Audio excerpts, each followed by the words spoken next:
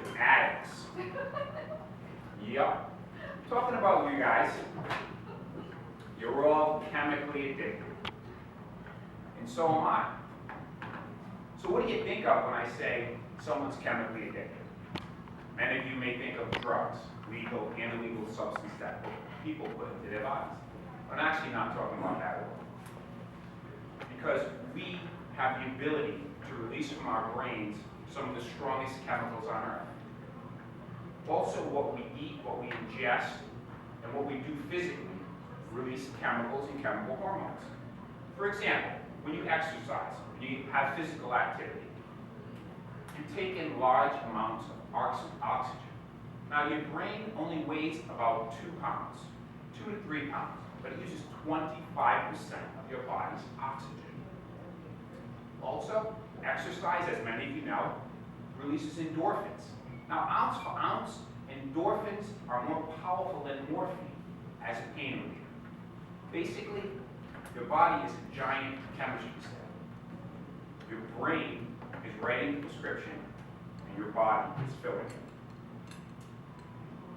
So I have some images here of different hormones and different chemicals and how they affect your brain and your body. And I hope nobody's squeamish here. If anyone's squeamish, you might want to look away. And I'm going to have to list you to hold one of these because I don't have one of these. So these are actual pictures of cells. I think after hearing Shelley's speech, we might have taken this sample from her brain. This one, I don't know, I think this one came from Gilbert's brain. He's not here tonight. So these are actual chemicals and chemical hormones that your body releases. Dopamine and serotonin are known as the feel-good hormones. Many drugs try to duplicate this. People are on antidepressants, they're trying to produce more serotonin, more dopamine, because they're feel-good chemicals. Oxygen, as I've already mentioned, oxygenates your cells, your brain. Endorphins, as I already mentioned, are pain relief. Oxytocin. Oxytocin is actually a bonding chemical. When a woman is giving birth, her body is releasing massive amounts of oxytocin so that she can bond with that baby and that incredible painful experience. I think no one has the second baby. I was in the room for the first one. And you only have the second one if you have a strong bond with that first one. Some of the feel-bad chemicals. Cortisol, adrenaline. These are known as stress hormones. Now, on their own, they're really not bad chemicals. It's when we overproduce them. Cortisol and adrenaline are the fight or flight chemicals. Those are the chemicals that you're walking in the woods, you're having a nice hike, and all of a sudden there's a bear or a mountain lion. You need energy and fast. Those chemicals are designed to save your life in life or death situations. But in our modern, hectic world, when there's a deadline to meet, or the boss is on your tail and you need to produce, or you look at the checkbook and say, oh shoot, am I going to make the mortgage payment or the rent this month? These same fight or flight chemicals flood your system. So basically, there are 3 ways that these chemicals, and a whole cocktail of others, affect you.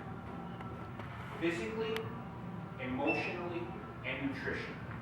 Everything you do physically or don't do produces a reaction in your body. As I said, when you exercise, you're taking in large amounts of oxygen. Your brain loves oxygen. Cancer cells hate oxygen. Nutritionally, you literally are what you eat. Whatever you eat becomes broken down in your body, and it's actually the building blocks for new cells.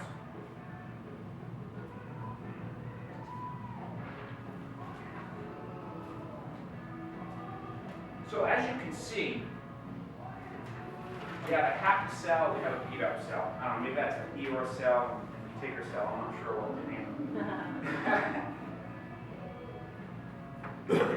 What is consistent is when you take care of your cells take care of you. Your body is made up of billions and billions of cells. And when your cells are happy, you are happy. Come on, say it with me. When my cells are happy, I'm happy. And how do you make your cells happy? It's by what you feed them. By you literally feed them, what you feed them by exercising, and what you feed them probably most importantly, with your mind. And you have control over all of these different areas. Physical, emotional, and nutritional health are completely interrelated. They act together to either produce feel-good hormones or feel-bad chemical hormones. A long time ago, a wise man gave me some really simple advice.